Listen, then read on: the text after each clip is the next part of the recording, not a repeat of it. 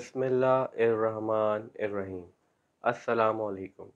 I am doctor Usman और आप लोग देख रहे हैं एस्ट्रोलॉजिकल गाइडेंस। आज की वीडियो में हमारा टॉपिक है राहु इन एस्ट्रोलॉजी।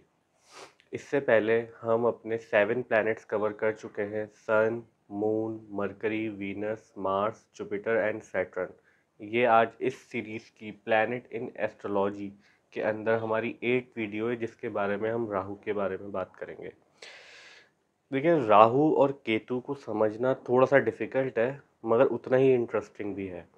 राहु और केतु जो ये दो प्लैनेट्स होते हैं बर्थ चार्ट के अंदर किसी भी इंसान के, ये एक होते हैं। ये हमेशा एक दूसरे से 7 हाउसेस अपार्ट रहते हैं। लेट सपोज अगर किसी के फर्स्ट हाउस में राहु प्लेस्ड है बर्थ चार्ट के अंदर, तो उसके 7th हाउस में ऑब्वियसली केतु प्लेस्ड होगा। इसी तरीके से अगर किसी के 10th हाउस के अंदर बर्थ चार्ट के अंदर राहु प्लेस्ड है तो उसके 4th हाउस के अंदर केतु प्लेस्ड होगा। पहली बात तो ये थी जो बहुत इंपॉर्टेंट थी कि ये दोनों हमेशा एक दूसरे से 7 पार्ट अवे रहते हैं चार्ट के अंदर, और एस्ट्रोलॉजी के अंदर भी सोलर सिस्टम में भी ये लोग एक दूसरे से 7 हाउसेस अपार्ट ही रहते हैं, एक दूसरे के आमने सामने रहते हैं हमेशा। दूसरी बात इसके बारे में बहुत इंपॉर्टेंट ये है कि राहु और केतु जो है वो विजिबल प्लैनेट नहीं है। अगर आप इसको टेलीस्कोप से भी देखना चाहेंगे तो आपको ये नहीं दिखेंगे। ये राहु और केतु जो होते हैं ये मैथमेटिकल पॉइंट्स होते हैं, ठीक है। Rahu is called the north node of the moon and Ketu is called the south node of the moon. ये मून की नोड्स होते हैं और ये कैलकुलेट कैसे करते हैं, सन से मून का जो डिस्टेंस होता है उस हिसाब से कैलकुलेट करते हैं। इसको आप ऐसे समझें अगर अंडरस्टैंड करने के लिए कि अगर राहु की let's suppose Rahu first house में किसी का अगर मून प्लेस्ड है तो मून की जो नोड्स होंगी वो 4th हाउस में फर्स्ट नोड आएगी एंड 10th हाउस में सेकंड नोड्स आएगी। तो उससे उसके डिस्टेंस को क्रिएट करते हैं। लेट्स सपोज अगर किसी का मून फर्स्ट हाउस में प्लेस्ड होगा तो ऑब्वियसली उसका जो राहु होगा वो 10th हाउस में होगा या केतु जो होगा वो 4th हाउस में होगा। इनकी नोड्स ऑफ द मून कहलाती हैं। अच्छा, राहु जो है ना वो विजिबल प्लैनेट नहीं है, हमने बात की एस्ट्रोलॉजी के अंदर। तो हमारे चार्ट के अंदर जिस भी हाउस के अंदर राहु प्लेस होता है ना, उस हाउस के अंदर हमें इंस्टेबिलिटी देता है। राहु का काम है, राहु जो है फ्यूचर है हमारी जो ज़िंदगी के अंदर आफ्टर 30 जो लाइफ हमारी शुरू होती है मिड लाइफ के बाद, वो राहु उन चीज़ों को रिप्रेजेंट करता है।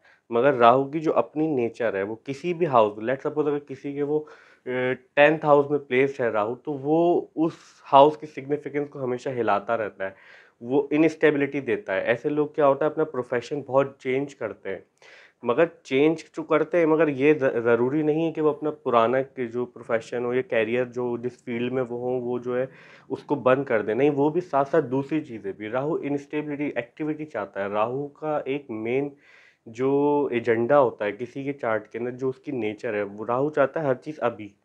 हथेली पे सरसों जमाना चाहता है राहु प्लैनेट, इस चीज़ को सिग्निफाई करता है। जितनी भी इल्यूजन्स है, स्मोक है, ठीक है, ये जो चीज़ें हमें दिखाई नहीं देती मगर जिनका भ्रम होता है, जिन चीज़ों के बारे में हमें पता है, अल्ट्रावायलेट रेस को राहु रिप्रेजेंट करता है। राहु इंटरनेट को रिप्रेजेंट करता है। जितने भी आप सॉफ्टवेयर्स हो गए आपके, क्योंकि देखिए सॉफ्टवेयर के अंदर आप कुछ प्ले करके कुछ बटन्स को दबा के आप जो है एक ऐसी चीज़ बना लेते हैं कि जो कि आपको बिल्कुल रियल लगती है मगर वो रियलिटी में रियल नहीं होती। लाइक एनिमेशन है, वो आप क्रिएट कर रहे हैं अगर किसी सॉफ्टवेयर के ज़रिए, तो ये भी राहु को रिप्रेजेंट करता है। जितने भी मैजिशियन होते हैं जो इल्यूजन क्रिएट कर रहे हैं इंसानों के सामने, जो इंसानों को बेवकूफ़ बनाने की बात है, एक तरह से अगर देखें, अगर कोई मैजिशियन मैजिक प्लेस करता है तो वो आपके ट्रिक करता है आपके जहन को इस तरीके से कि आपके सामने इल्यूजन एक आ जाती है और आप समझते हैं कि वो रियलिटी में उसने किया। अगर वो हाथ से 2 कबूतर निकाल रहा है या वो अपनी टोपी के अंदर से कबूतर निकाल रहा है या फूल निकाल रहा है, तो ये ट्रिक्स होती हैं। इस तरह से जो भी चीज़ जिसमें आप वाओ कहने पे मजबूर हो जाते हैं या आप हैरान हो जाते हैं, ये सारी चीज़ें राहु के अंदर आती है। राहु जो आपके ज़हन में सबकॉन्शियस माइंड में की जो पहली बात आती है किसी भी मामले को लेके, किसी भी मामलात के अंदर जो आपका पहला ख्याल आएगा ना सिक्स सेंस से पहले, वो राहु होता है। और सिक्स सेंस से पहले जो काम करता है वो आपका सबकॉन्शियस माइंड काम कर रहा होता है, जो कि नेचुरली आपके हर इंसान के साथ होता है। तो वो राहु होता है। अगर आप उस चीज़ को फॉलो करते हैं तो राहु गुड रिजल्ट देता है, अगर नहीं करते तो फिर राहु जो है वो उसकी जो नेचुरल सिग्निफिकेंस है कि वो इंस्टेबिलिटी देगा, वो दौड़ाता है आपको। देखिए, राहु के टाइम पीरियड में ना इंसान को राहु बहुत ज़्यादा दौड़ाता है। चाहे वो किसी का भी बर्थ चार्ट हो, उसको मेहनत करवाता है, उसको एंग्ज़ायटी क्रिएट करता है और वो बहुत एक्टिवली बिहेव करता है बंदा उस टाइम पे। उसको समझ नहीं आता, जैसे एंग्ज़ायटी के अंदर आप बिहेव करते हो, उसको कुछ ऐसा फ़ील ज़रूर होगा कि मुझे कुछ करना है, मैं कुछ करना चाहता हूँ, मुझे कुछ और एक्स्ट्रा ऑर्डिनरी करना चाहिए, मगर वो कर नहीं पाता। वो क्या करता है, एंग्ज़ायटी, क्योंकि राहु को एग्ज़ीक्यूट करने के लिए दूसरे प्लैनेट की ज़रूरत होती है कोई भी काम। मगर राहु प्लान बहुत अच्छा बर्थ चार्ट के अंदर राहु जो है वो वेल प्लेस्ड होता है या फिर बेनिफिक साइन के अंदर प्लेस्ड होता है। उन लोगों की जो प्लानिंग होती है, प्लानिंग स्किल्स बहुत ज़्यादा स्ट्रांग होती हैं, वो लोग बहुत अच्छा प्लान करते हैं। उनको प्लानिंग मगर एग्जीक्यूशन के लिए उनको दूसरे प्लैनेट की सपोर्ट की ज़रूरत पड़ती है उनके चार्ट के अंदर, कि अगर उनके चार्ट के दूसरे प्लैनेट भी सपोर्ट कर रहे हो उनको, अच्छे हाउसेस में प्लेस हो, तो फिर वो काम वो कर भी जाते हैं। राहु और केतु को जो है वो एस्ट्रोलॉजिकल बेल्ट के अंदर कोई भी ऐसा साइन नहीं है जिनके वो परमानेंट रूलर हों। जैसे हमने बात की थी कि सन जिस साइन को रूल करता है वो है लियो, मून जिस साइन को रूल करता है वो है कैंसर, इसे सैटर्न रूल करता है कैप्रिकॉर्न और एक्वेरियस को। मगर राहु और केतु को कोई स्पेशल साइन या कोई साइन असाइन नहीं किया गया है। ये इनकी नेचर इस तरह से होती है राहु और केतु की, ये जिस प्लैनेट के साथ और जिस हाउस में बैठते हैं, जिस साइन में प्लेस्ड होते हैं बर्थ चार्ट के अंदर, ये उस तरीके से इंसान को बिहेव करते हैं। अगर ये किसी और प्लैनेट के साथ किसी के चार्ट के अंदर प्लेस्ड हो जाए, लेट सपोज अगर किसी के 4th हाउस में राहु के साथ जुपिटर प्लेस्ड हो जाए, तो ये उन अल्टर कर लेते हैं अपने आप को उन प्लैनेट्स के हिसाब से, उसी की तरह से रिजल्ट देते हैं। जितनी भी चीज़ें जो छुपी हुई होती हैं, जिनके बारे में इंसान को आम इंसान को पता नहीं होता, लेट्स सपोज जैसे अकल्ट हो गई, जैसे स्पाई एजेंसीज काम करती हैं, जैसे क्रिमिनोलॉजीज हो गई, क्राइम डिपार्टमेंट जो इस तरह के काम करते हैं, ये सारे लोग जो आते हैं, जितने भी छुप के काम कर रहे हैं, जो हायर लेवल पे ये राहु के अंडर में आते हैं, जितने भी क्रिमिनल्स हो गए, जो भी नीच क्रिमिनल हो गए या बुरे जितने भी लोग होते हैं, जो रेपिस्ट होते हैं, ये सारे भी राहु के अंदर आते हैं। जो ब्लास्ट कर देते हैं, जितने भी आतंकवादी या जो फसाद पैदा करते हैं दुनिया के अंदर, ये सारे भी लोग जो होते हैं वो राहु से रिप्रेजेंट होते हैं। पॉलिटिशियंस की चार्ट के अंदर जितने भी आपके सियासतदान होते हैं या पॉलिटिक्स होती है, उसके अंदर राहु जो है वो मेजर सिग्निफिकेंस रखता है। हम अगर किसी पॉलिटिशियन का चार्ट आप देखेंगे तो उसके अंदर आपको जो सक्सेसफुल पॉलिटिशियन होगा उसके चार्ट के अंदर राहु बहुत स्ट्रांग प्लेस होगा। राहु जो है वो आपको समझ लें एक चालाकी देता है, एक इंटेलिजेंस देता है। अगर किसी के 5th हाउस के अंदर राहु प्लेस होता है तो ये लोग बहुत ज़्यादा कनिंग और बहुत ज़्यादा इंटेलिजेंट होते हैं। ये इन लोगों को पता होता है अपना काम कैसे निकालना है। ठीक है, जितनी भी नेगेटिव चीज़ें हो गई वो राहु के अंदर आती हैं। अच्छा, राहु को हमने बात की, कोई साइन असाइन नहीं किया गया है एस्ट्रोलॉजिकल बेल्ट के अंदर कि वो जिसका रूलर हो, मगर हमने बात की कि राहु जहाँ बैठता है, जिस साइन में बैठता है, उस साइन का रिजल्ट देने लगता है। मगर राहु फिर भी जो है मरकरी के साइन के अंदर, क्योंकि मरकरी क्या है, आपके लॉजिक है, मरकरी आपके अंदर जो आपका आपकी जो इंटेलिजेंस है, मरकरी उसको रिप्रेजेंट करता है। तो मरकरी और राहु के जो रिलेशनशिप्स है वो आपस में बहुत ज़्यादा अच्छे होते हैं। अगर कॉम्बिनेशन इनका बहुत अच्छा माना जाता है, अगर ये किसी एक चार्ट के अंदर बैठ जाए, ऐसे लोग बहुत ज़्यादा इंटेलिजेंट होते हैं। इसीलिए राहु को जितनी भी मरकरी रूल्स साइंस हैं, लाइक सपोज जेमिनी और विर्गो, इन साइंस के अंदर राहु को अच्छा कंसीडर किया जाता है। वीनस के साइंस के अंदर भी, लाइक टॉरस के अंदर, लिब्रा के अंदर भी राहु को अच्छा कंसीडर किया जाता है, क्योंकि ये दोनों जो है राहु के फ्रेंडली रिलेशनशिप रखते हैं एस्ट्रोलॉजी के अंदर। राहु के बारे में हमने बात की कि राहु फ्यूचर है, आपके मिड लाइफ के बाद आप जो भी प्लान करते हो, देखिए मिड आपके हाफ लाइफ से पहले पहले जो है आप अपनी पास की चीज़ों के, आप जितनी भी चीज़ों से आप ज़िंदगी के अंदर काउंटर करते हैं, आप उन हालात से गुजरते हैं, मामला से गुजरते हैं, वो सब केतु के अंडर आता है। और जो आपके फ्यूचरिस्टिक जो सोच होती है, जितने भी आप आफ्टर अपने मिड लाइफ, लेट सपोज 35 और 30 कर लें आप, मैं सपोज आगे जाके जितनी भी आपके फ्यूचर की थिंकिंग होती है, फ्यूचर मामला होते हैं, वो सब राहु रिप्रेजेंट करता है। इन मेंडेन लेवल पे भी, जो हम अगर होल बात करें तो उस लेवल पे भी राहु जो है, जितनी भी फ्यूचरिस्टिक इन्वेंशंस होती हैं, जितनी भी इजादात हुई हैं अभी तक, जितनी भी एवोल्यूशन आया है, वो सब राहु की वजह से आया है। राहु के बारे में हमने बात की कि राहु जैसे जैसे देखें, कुछ ऐसा होता है जो हमारी प्रीवियस जनरेशन होती है, हमारे दादा परदादा, उनके टाइम के अंदर जो चीज़ें उन लोगों के लिए आज के दौर के अंदर जो उनको लगता है कि बहुत ज़्यादा मुश्किल है, लेट्स सपोज मोबाइल को कंट्रोल करना, बहुत सारे फंक्शन ऐसे होते हैं हमारे घर में, हमारे बड़े बुजुर्ग जो होते हैं वो नहीं कर पाते, मगर वो आज की 6 साल का बच्चा भी जो है उन चीज़ों को सॉल्व कर सकता है और आपको सही करके दे सकता है। अगर लेट्स सपोज वॉल्यूम का मसला है, तो वो अगर आप किसी 6 साल के बच्चे को भी दिखाएँगे, वो सेटिंग्स में जाके आपको सही करके दे देगा। तो ये उन लोगों के लिए जो हमारी प्रीवियस जनरेशन थी, उनके लिए जो आज की चीज़ है वो बहुत मुश्किल है। मगर जो आज का बच्चा है, जो आज के दौर के अंदर चल रहा है, उसके लिए ये कॉमन सेंस है। तो ये चीज़ जो एक जनरेशन गैप जो आता है, ये राहु रिप्रेज़ेंट करता है। जैसे हम अगर हमारे बाद जब नेक्स्ट जनरेशन आएगी तो बहुत सारी चीज़ें ऐसी ईज़ाद हो जाएँगी कि जो हमारे लिए बहुत ज़्यादा मुश्किल होंगी, मगर जो वहाँ उस टाइम के जो लोग होंगे या उस टाइम के जो बच्चे होंगे, वो उनको बहुत ईज़िली समझ पाएँगे, उनके लिए वो कॉमन सेंस की बातें होंगी। तो ये जो गैप है, ये जो फ्यूचरिस्टिक गैप आया है इनोवेशन की वजह से, इजादात की वजह से, ये गैप भी राहु रिप्रेज़ेंट करता है। जितने भी ड्रग्स एडिक्शन जितनी भी ड्रग एडिक्शन होती है, स्मोक, देखिए राहु जो है वो स्मोक है, सही है, इल्यूजन क्रिएट करता है, हमने इसके बारे में बात की। तो जितने भी नशे जिनके अंदर धुआं निकल रहा है वो सब राहु के अंदर आते हैं। जित स्मोकिंग राहु के अंदर आती है। देखें, अगर हमने बहुत सारे लोगों के चार्ट के अंदर हमें अगर किसी का देखना होगा ये बंदा स्मोकिंग करता है या नहीं करता, तो हम उसका कनेक्शन राहु का सेकंड हाउस से देखते हैं। क्यों? सेकंड हाउस के बारे में हमने बात की, सेकंड हाउस आपका माउथ है, आपकी स्पीच है।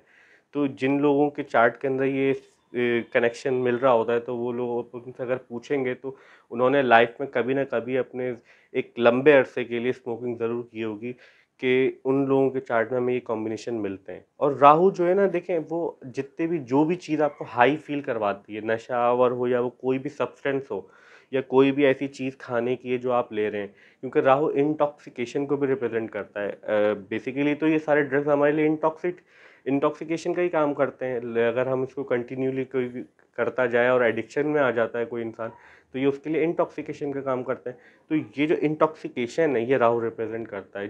जो भी चीज़ आपको हाई फील करवाती है कि आप जिस दुनिया में नहीं है, रियलिटी जो आपके सामने इल्यूजन क्रिएट कर दे, वो सारी चीज़ें राहु के अंडर में आती हैं।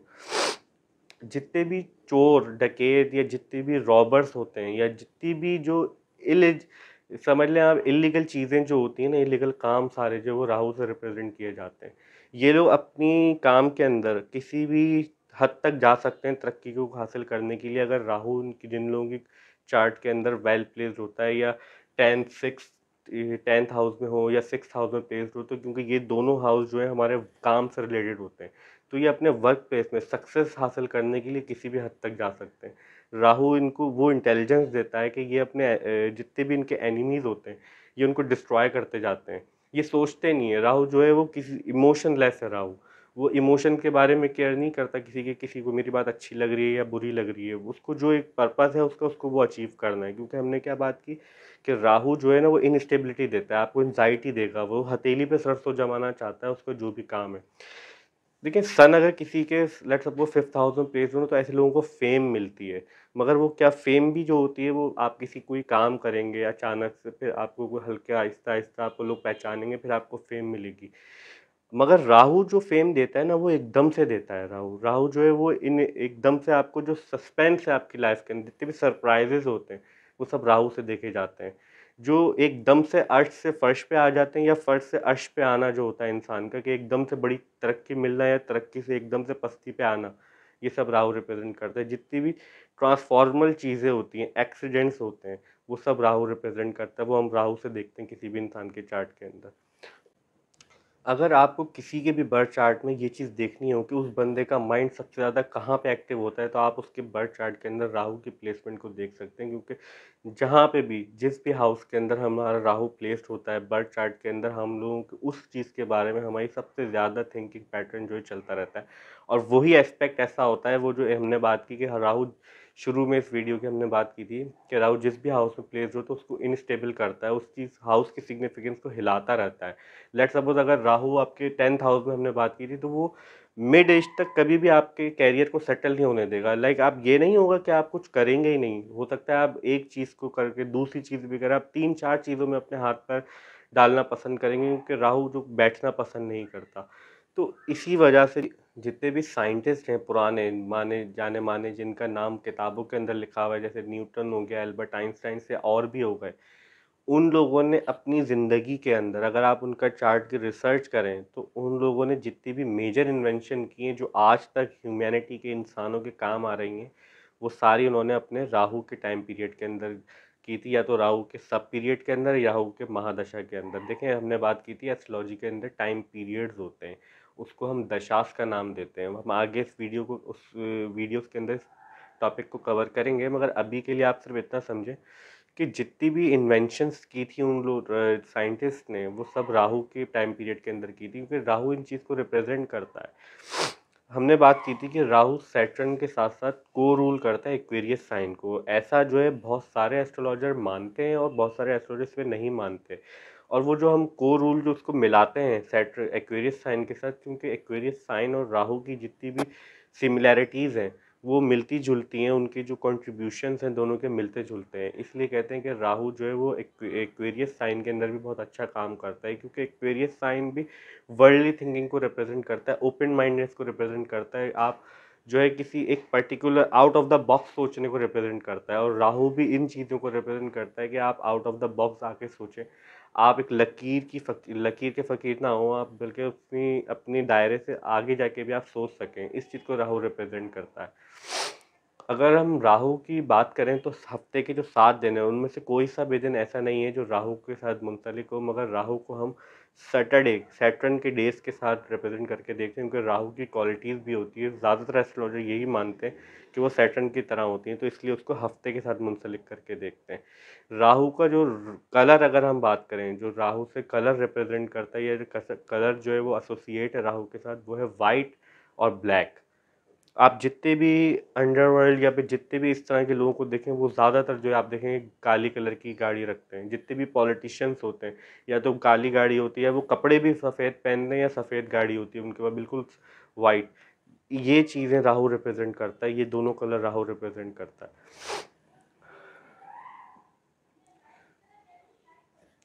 राहु किसी एक साइन के अंदर 1.5 साल तक रहता है, सही है।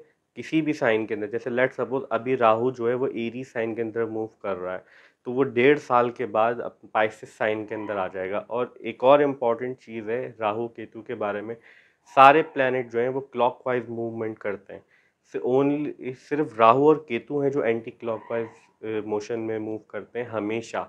वो कभी भी जो है आपको क्लॉकवाइज मोशन में मूव करते हुए नहीं मिलेंगे। बाकी सारे प्लैनेट जो है वो क्लॉकवाइज भी मूव करते हैं, और कभी कभी रेट्रोग्रेड होते हैं तो एंटी क्लॉकवाइज भी मूव करते हैं।